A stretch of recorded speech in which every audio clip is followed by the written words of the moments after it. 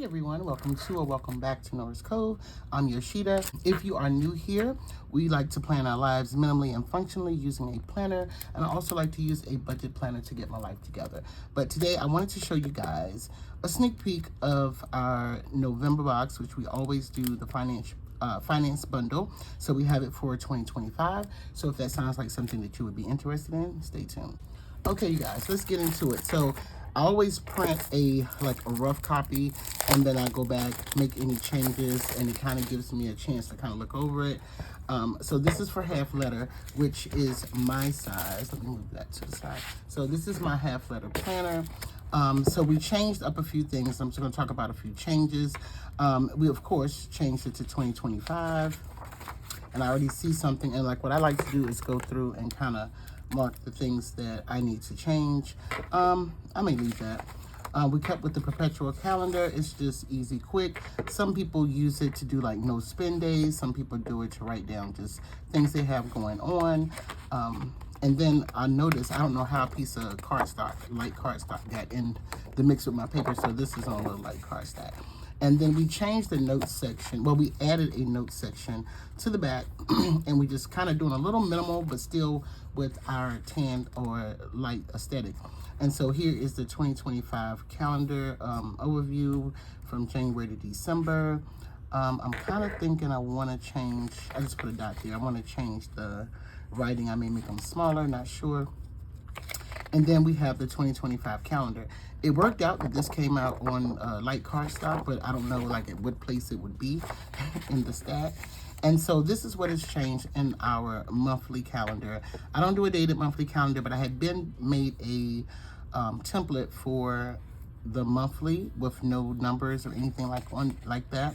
Now I can go back and add in numbers, but I like to leave it blank because some people don't use them as often. I use one every month.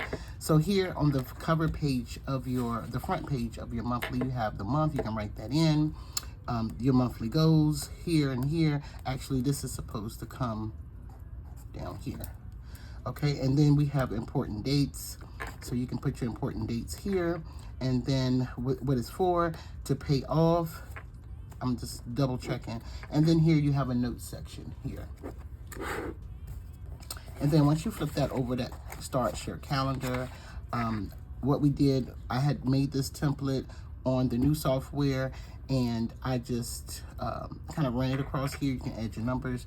You have a side over here for just your regular things that you want to put, maybe your meals or events, things like that needs to go on the calendar that you're maybe not sure of. And then on the back is that notes page again. Again, this is going to go down here. And then this is where you're going to list your monthly goals here. You can actually divide it up if you want to. Tape, washi tape, anything like that. And I'll make sure I didn't note that. Okay. And then you have 12 months of these. And then next up, we get to the monthly budget. I see a little thing here. So we have the 25 monthly budget. This is the cover page for that. And then it's blank on the back. And then we start, I believe you have 12 of these, 12 monthly budgets. And here are some of the changes that we did to the monthly budget. We made the font just a little, we changed the font. Well, I changed the font, made it just a little bit smaller, kind of left these right here, and we added a notes box. We got rid of the, I can't remember, I have to look, let me look, I can tell you, let me look at this and I can tell you. And I can show you what it looked like before and where the difference came in. I think that'll be a little more helpful. Okay, here we go. So this was like January. So this is what it looked like before. We had the summary. We got rid of the summary, and I made sure to add remaining because that's something I would always kind of write in. And so we did that.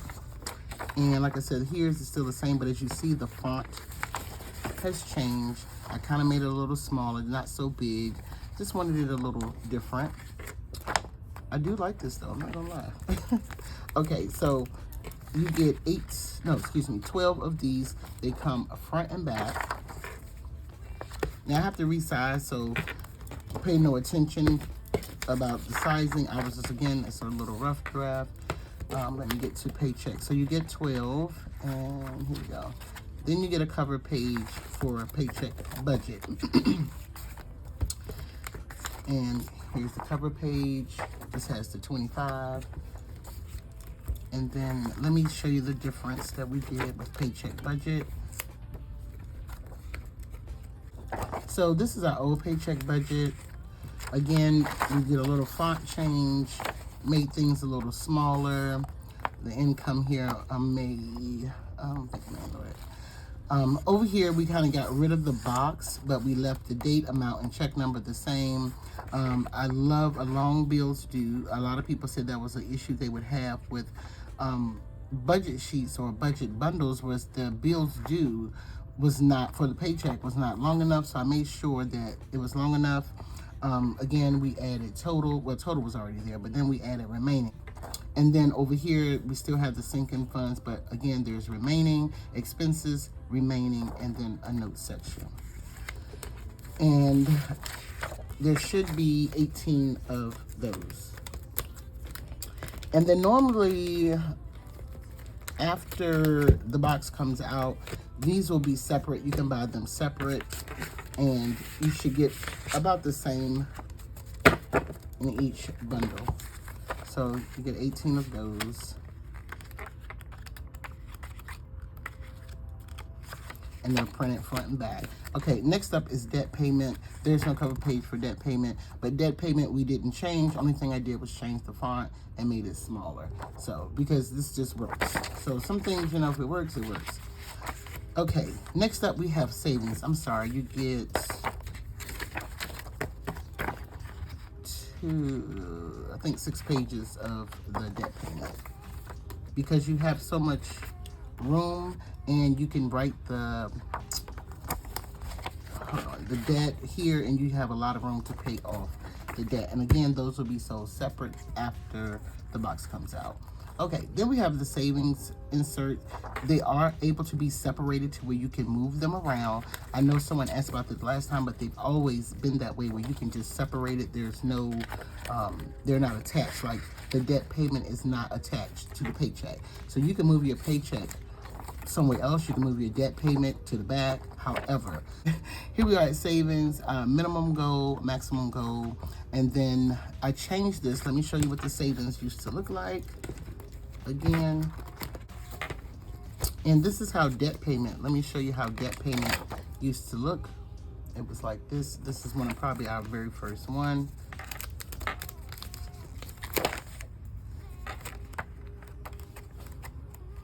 So this is how the savings used to look. We had a yearly contribution, monthly contribution. The savings was much bigger, but everything else stayed the same. Again, we changed the font. I put minimum goal and maximum goal this time. I just got rid of that contribution because I wasn't using it. I figured no one else was using it. So we just got rid of that altogether, but instead gave you like something to write your goal. And I think that would help. I know for me that it probably would. So you get 2, 4, 6, and 8. 8 of those. And then it's subject to change. Then we have the spending tracker. I think our spending tracker has changed. I don't think I keep that here. Let me check. Let's see if I got it. So the spending tracker used to look like this. Again, it's just a font change here. That's all we did to that one, because again, it's something that works. And I actually see a mistake. Okay. So this is the spending tracker, and it is 2, 4, and 6 pages. 8 pages. Envelope breakdown is pretty much the same. I just didn't touch this because it works. I just changed the font. Actually, I want to change that. Now, I will keep this one for myself, but because it is oops, like I said, I just do a rough draft just to see what it's looking like, kind of flip through it, but go with it with you guys so you can see. I'm sorry, it's 2, 4, 6, 8, 10, 12.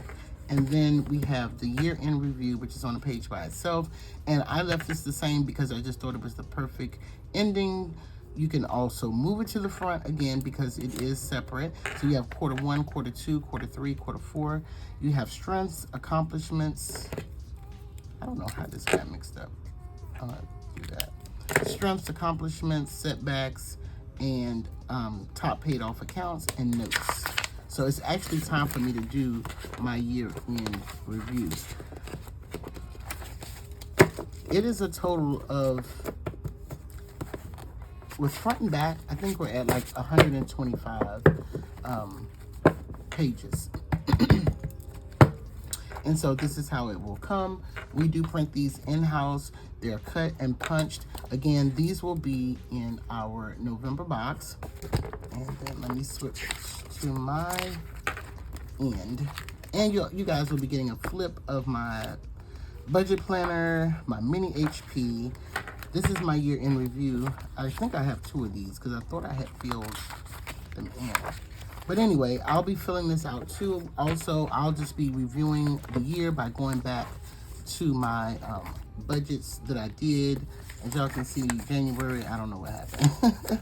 But February, March, we skipped April, we skipped a lot.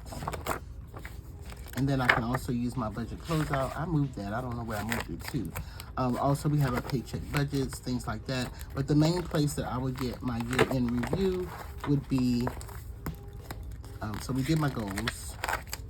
That was in the budget bundle, was a goals section. I like the goals section. I just wasn't sure if everybody was using it because I have,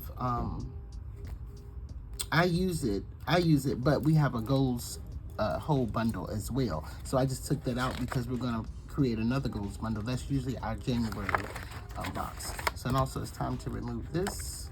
It's time to do one for there. But I will get my year-end review by reviewing my monthlies. And I know I don't have a lot of monthlies up to date in this planner, but I do have some in my other planners, so I can reference those as well. But that's a great way to get it. And that's it. This is all that we got. So I hope you guys enjoyed. Please let me know what's your favorite part of this bundle in the comment section below. Again, we're kind of minimalizing things, but we are sticking with our like 10 aesthetic, and I'm happy with it. Like I said, I see some things I need to change, but overall it works. A lot of people love it. I love it, so that's why I didn't want to change too much from what we already had. I did want to add to these monthlies so that they could be a little more functional for people, but it's always a thought process when I create something. I just want it to be able to be used. If I feel like I'm not using it, maybe someone else is not using it, and if so, it can be broken down. Again, these will be sold separately. I'm even going to put the monthly calendar on like digital afterwards and also print. So yeah, we're going to be doing more digitals next year because I get a lot of questions about digitals, but I'm I think this is a good size. I really do. I think this is a good little bundle to stick in your planner. You know, you could just do just this in your planner and you have everything that you need. If you need extra pages, again, they will be added, but I tried to make sure you had enough monthlies and enough monthly budgets and enough paycheck budgets. So that is it. Thank you guys so much for watching. If today was your first time watching any of my videos and you enjoyed today's video, please do me a favor, hit that subscribe button, also hit that notification bell, and I will see you guys in my next video. Bye.